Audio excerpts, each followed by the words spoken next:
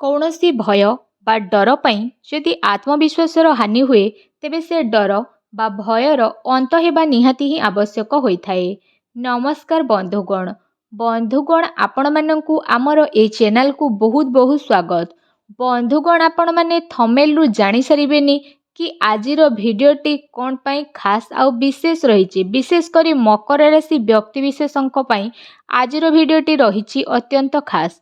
मकर राशि कौन पाई एते विशेष बा खास राशि अटंती सेमानंक पाई 2024 वर्षटी कौन पाई खास एवं कौन पाई 2024 वर्षटी मकर राशि व्यक्ति विशेषंक पाई एते शुभदायक से विषय रे विस्तार पूर्वक भावे आमे आलोचना करिबा। मकर राशि व्यक्ति विशेषंक जीवन रे कौन खास हेबा पाई जाउछि ए वर्ष 2024 रे। तो जदि कहिबा मुख्य मुख्य कथा गुड़िक उपरे मध्य आमे आलोचना करिबा, शिक्षा उपरे जानिबा, सेमानंकर क्यारियर उपरे मध्य जानिबा, विवाह आउ पारिवारिक संपर्क उपरे मध्य आमे विशेष भाबरे जानिबा। 2024 वर्षटी किपरि रहिबो से विषय रे विस्तार पूर्वक भावे जानिबा एवं भाग्य साथ देबो कि नाही से विषय रे मध्य आलोचना करिबा। प्रेम संपर्क उपरे मध्य नजर पकेइबा, शनिक 7.5 उपरे मध्य चर्चा करिबा। टिके भल भाबरे आपण बुझिबे, मजा आपणको आसीजिवो, आपणकर मन खुशी होइजिवो एवं ए कार्यक्रम जन्म राशि चंद्र राशि उपरे आधारित अटे। जदि आपण निजर जन्म राशि बा राशि आपणकर जानि नाहंती तो नाम राशि उपरे मध्य एहाको आपण देखि पारिबे। तेबे बंधुगण एहा पूर्वरु जदि आपणकर मकर राशि होइथाए एवं आपण ईश्वर को सच्चा हृदय रु भक्ति करती विश्वास करती तेबे ए वीडियो को लाइक करी कमेंट बॉक्स रे जय जगन्नाथ बोली अवश्य कमेंट करी दियंतु। एबे चलंतु जानिबा कि वीडियोटी को आरंभ आपण करिबा। ता सहित प्रथमे आमे जानिबा कि राशि चक्र रे ए जो 12टी राशि गुड़िक मध्यरु दशम राशि हेउछि मकर राशि।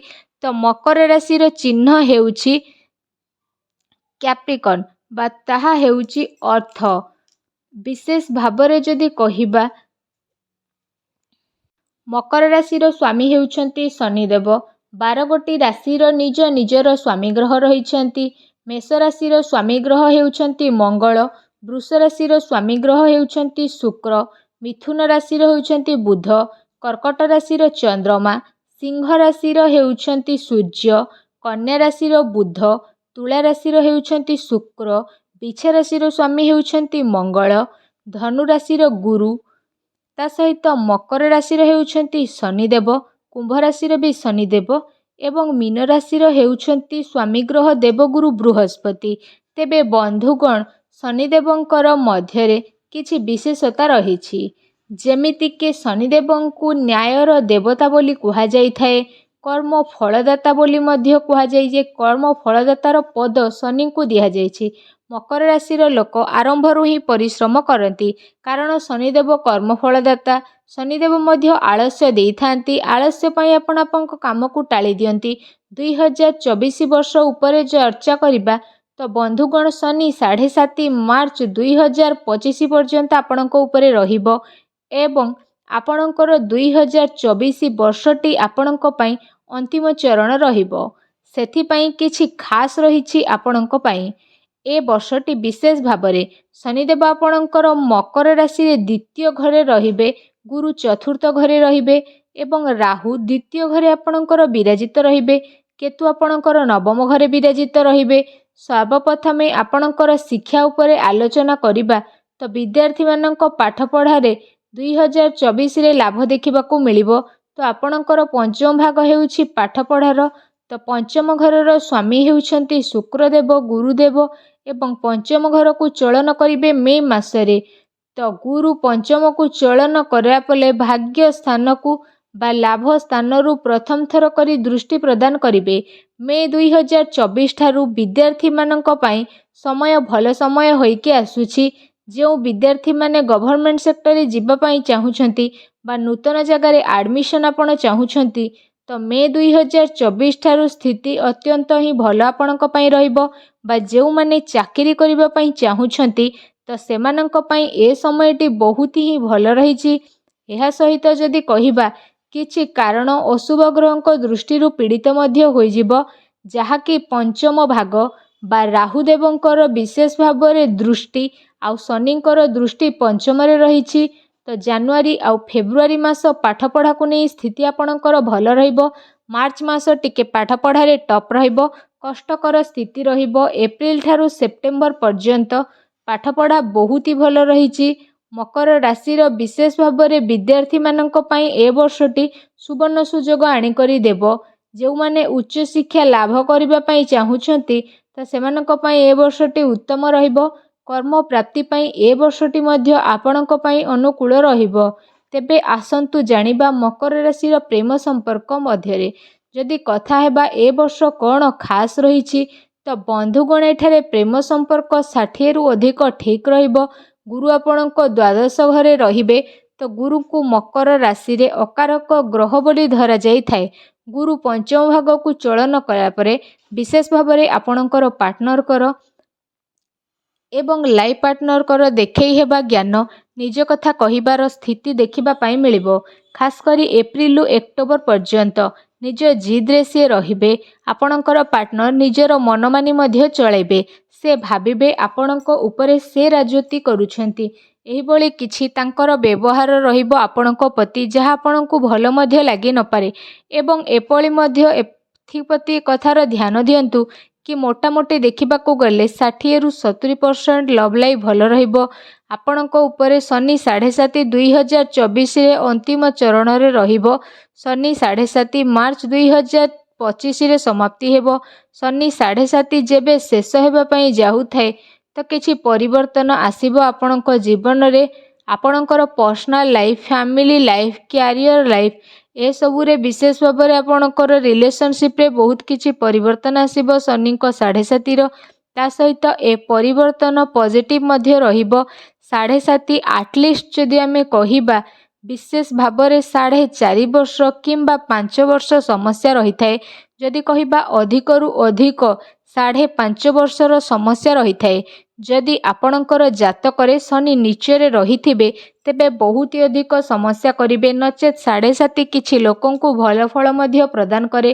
କ୍ୟାରିୟର ପାଇଁ ବହୁ କେତେ ଖାସ୍ 2024 କ'ଣ ପାଇଁ ମକର ରାଶି ବ୍ୟକ୍ତିଙ୍କ କ୍ୟାରିୟରରେ ପ୍ରଭାବ ପଡ଼ିବ 2024ରେ, ଏବେ ସେ ବିଷୟରେ ଆଲୋଚନା କରିବା।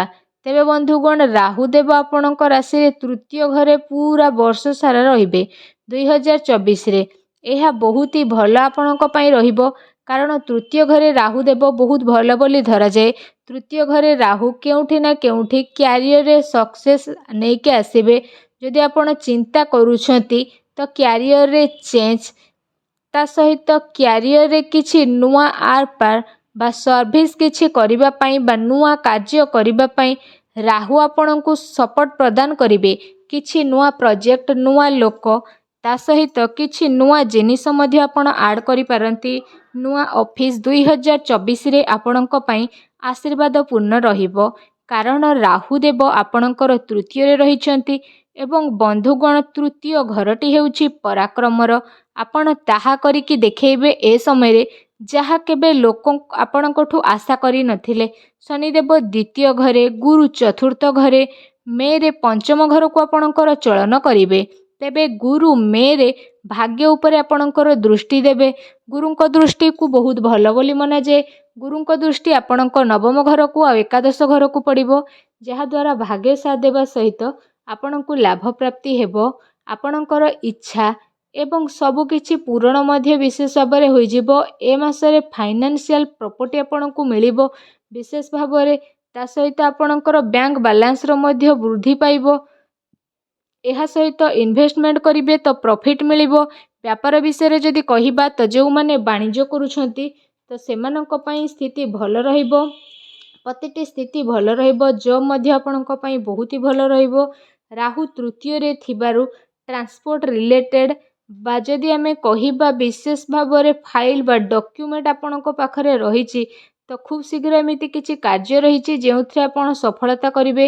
ବା ଯେଉଁମାନେ ଆଇନଗତ କାର୍ଯ୍ୟ ଯେପରି ଲୟର ଅଛନ୍ତି, ଜୁଡ଼ିସିଆଲ ସେକ୍ଟରରେ ରହିଛନ୍ତି ତ ସେମାନଙ୍କ ପାଇଁ ସ୍ଥିତି ଅତ୍ୟନ୍ତ ଶୁଭଦାୟକ ରହିଛି। ସେମାନେ ଏମିତି କିଛି କରିକି ଦେଖାଇବେ ଯାହା ତାଙ୍କ ପାଖରେ ଅସମ୍ଭବ ଥିଲା। ସେମାନେ ଏ ବର୍ଷ ମକର ରାଶି ବ୍ୟକ୍ତିଙ୍କର ଅସମ୍ଭବକୁ ସମ୍ଭବ କରିକି ଦେଖେଇବେ, ଯାହାକି କେହି କେବେ କଳ୍ପନା କରିନଥିଲେ। ତ 2024 ବର୍ଷଟି ଆପଣଙ୍କ ପାଇଁ ଭଲ ରହୁ। ତା ସହିତ ଯଦି ଆମେ ବିଶେଷ ଭାବରେ କହିବା ଆପଣଙ୍କର ଶନି କମଜୋର ରହିଛନ୍ତି, ଏହା ସହିତ ଜମି ଜମା ସେକ୍ଟରରେ ଆପଣଙ୍କର କାମ ଅଛି ତ ସେ ରିଲେଟେଡ୍ କିଛି ଇସ୍ୟୁ ଆସିବ। ମାର୍କେଟିଂ କାମ ଯଦି ଆପଣଙ୍କର କିଛି ରହିଛି ତ ବି 2024 ବର୍ଷଟି ବହୁତ ହି ଭଲ ରହିବ। ତେବେ ଏହା ଥିଲା ଆପଣଙ୍କ ପାଇଁ 2024 କ'ଣ ପାଇଁ ଖାସ୍। ଏବେ ଆସନ୍ତୁ ଜାଣିବା କି କ'ଣ ପାଇଁ କହିବାକୁ ଗଲେ 2024ରେ ମେ ପରଠୁ ଆପଣଙ୍କର କୌଣସି ଅଶୁଭତ୍ୱ ଗ୍ରହଙ୍କର ଦୃଷ୍ଟି ନାହିଁ। ସବୁ ଗ୍ରହଙ୍କର ସମଦୃଷ୍ଟି ରହିଛି, କିନ୍ତୁ ଯାହା ବି ଅଶୁଭ ରହିଛି ତାକୁ ଦୂର କରିବା ପାଇଁ ଆପଣ ଶନିଦେବଙ୍କୁ ପ୍ରାର୍ଥନା କରନ୍ତୁ, ଶନିଦେବଙ୍କର ମନ୍ତ୍ର ଜପ କରନ୍ତୁ, ହନୁମାନ ଚାଳିଶାର ପାଠ କରନ୍ତୁ, ଭଗବାନ ରାମଙ୍କୁ ଆରାଧନା କରନ୍ତୁ। ଏହା ଆପଣଙ୍କର ଭାଗ୍ୟରେ 4 ଚାନ୍ଦ ଲଗେଇ ଦେବ। ଆପଣଙ୍କର ଜୀବନ ମଙ୍ଗଳମୟ ହେବ। ଜୟ ଜଗନ୍ନାଥ।